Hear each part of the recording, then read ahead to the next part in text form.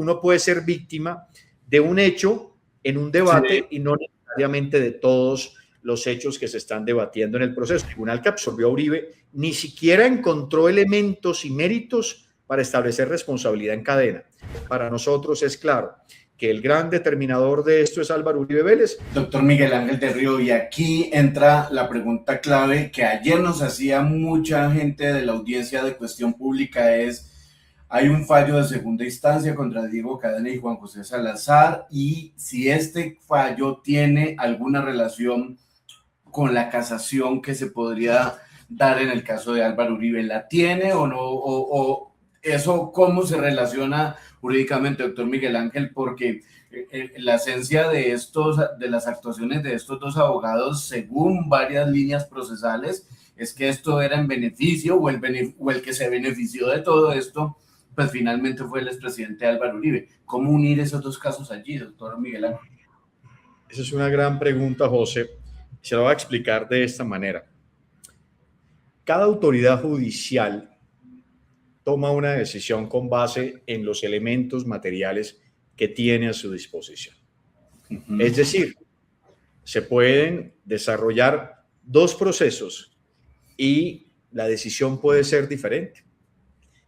¿Y eso de qué depende? Depende de la valoración que haga el funcionario en un sentido o en otro. Y mire que yo se la pongo mucho más sencilla. Dos tribunales o dos salas del Tribunal Superior de Bogotá tomaron esta decisión.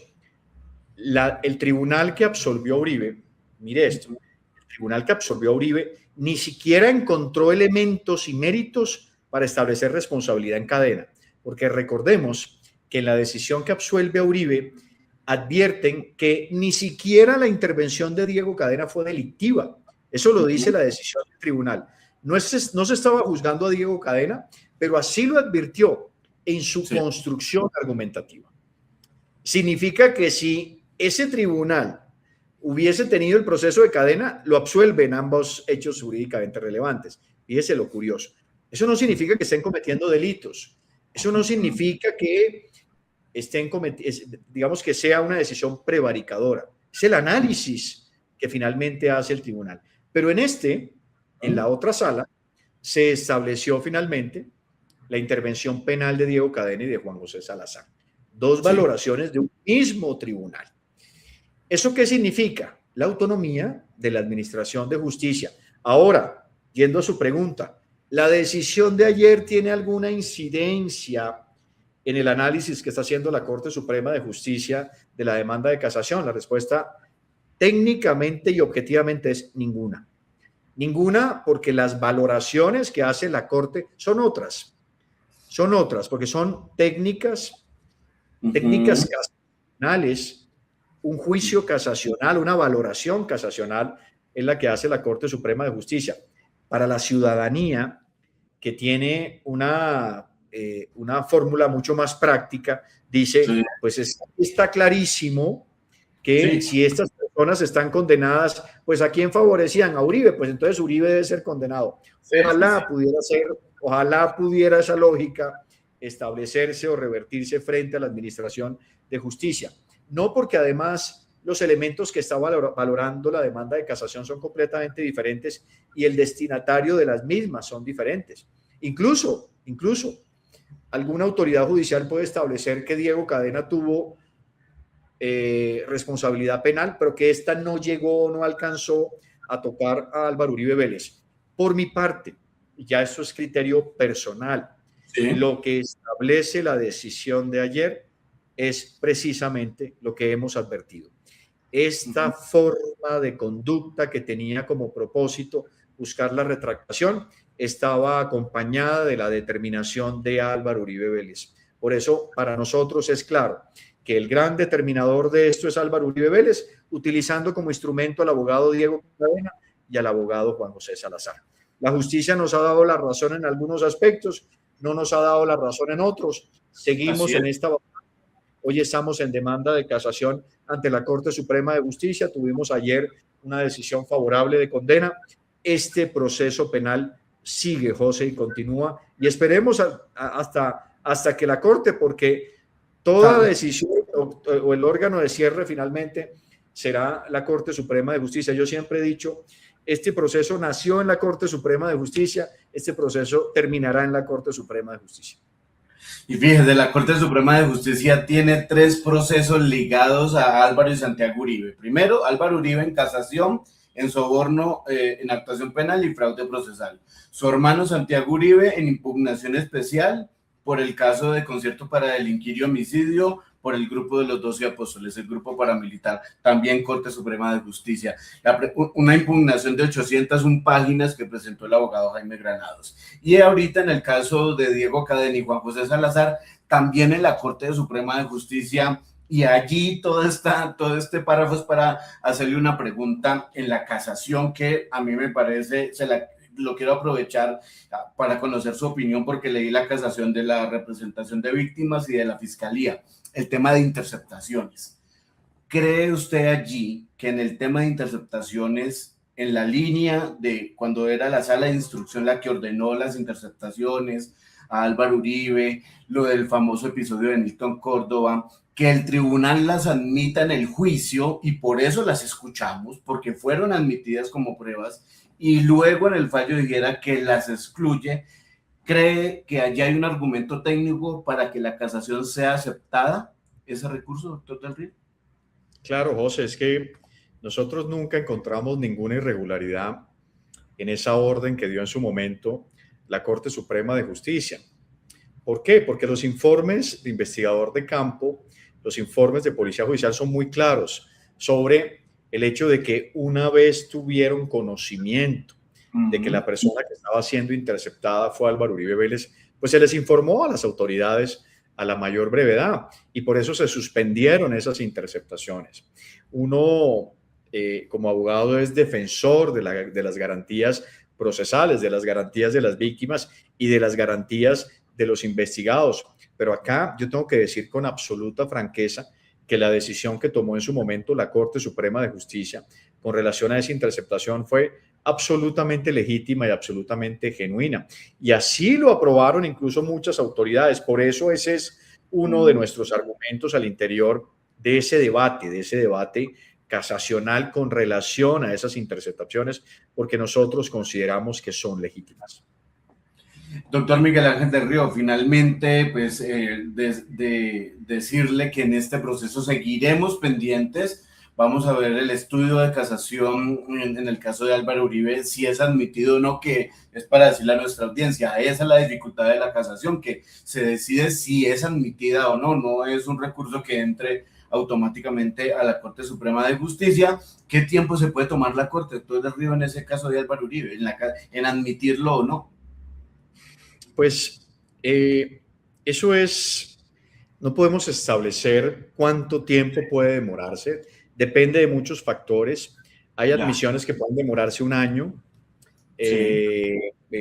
Recordemos que hay dos análisis, ¿no? El análisis previo, que es la admisión del recurso, puede demorarse un año y medio, un poquito más, un poquito menos. Y si admiten, recordemos que admitir la casación no es necesariamente es casarla, es advertir que se abre el espacio de debate,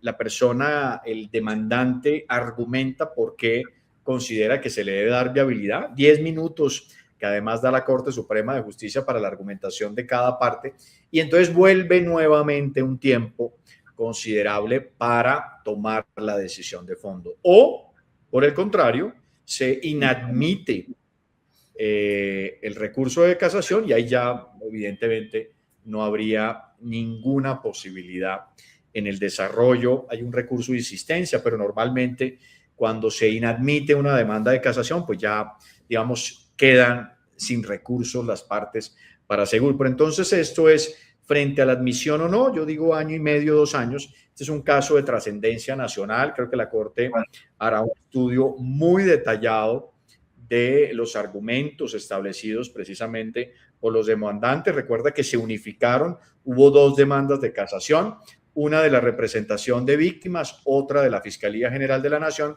y se unifican en un solo análisis para establecer si se admite o no se admite el recurso. Doctor Miguel Ángel del Río, y bueno, a usted entiendo le fue bien en la admisión en el caso de una de sus defendidas, Aida Merlán, ¿no? Sí, a nosotros nos admitieron el recurso con relación al delito, al proceso de fuga contra Aida Victoria Merlano. Ujú. Ya se dio la argumentación, nos citaron a la sustentación del recurso y estamos a la espera entonces que la Corte finalmente defina si se casa o no los argumentos establecidos por nosotros en esa decisión.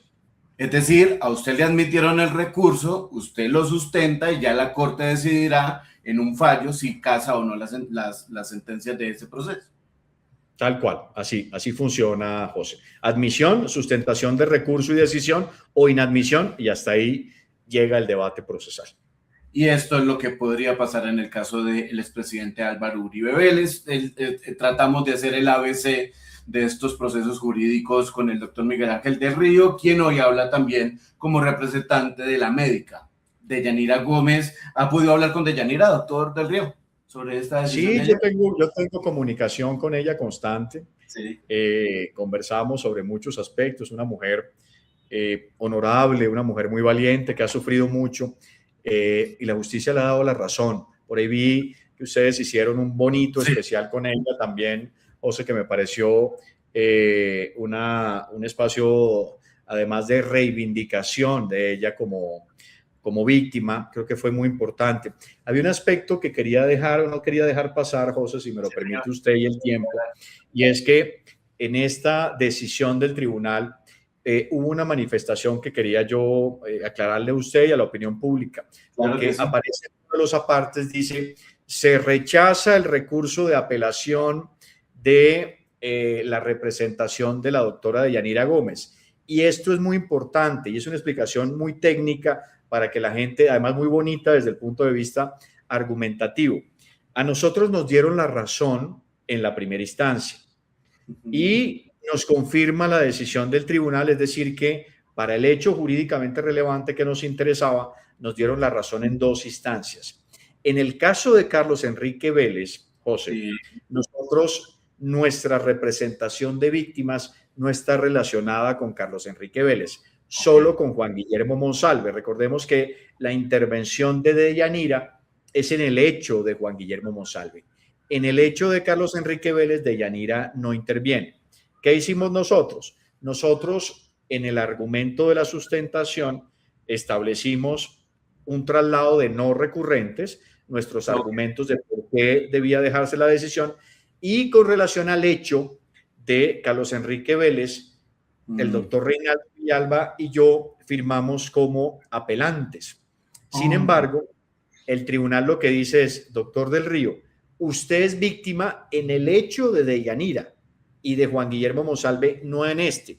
Por esa razón no vamos a tener en cuenta sus argumentos en el caso de Carlos Enrique Vélez. Sin embargo, como eran los mismos argumentos que establecimos con el doctor Reinaldo Villalba, pues entonces nos rechazan, pero los argumentos que están ahí son precisamente lo que nosotros habíamos advertido. Es un poquito como de darle contexto a una cápite que se había quedado claro en la decisión y que quería explicar también para que se establecieran que uno puede ser víctima de un hecho en un debate y no necesariamente de todos los hechos que se están debatiendo en el proceso. Pero como tenemos conocimiento durante muchos años, sabemos perfectamente qué es lo que pasaba en el caso de Carlos Enrique Vélez, José.